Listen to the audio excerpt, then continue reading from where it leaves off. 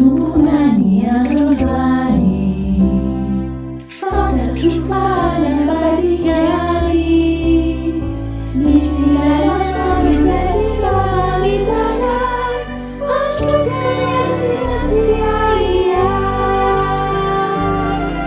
mitondra fanana sy azavana anoro azay lalana ombana na iletsikaza io inoko famolai posakana io masoandro ramola eto antany le tsy maintsy zay toa tsarokoane ilay masoandro koa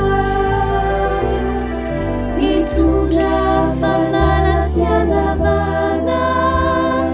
anoro azay lalana ombana na iletsikaza io inoko famolai posakana io masoandro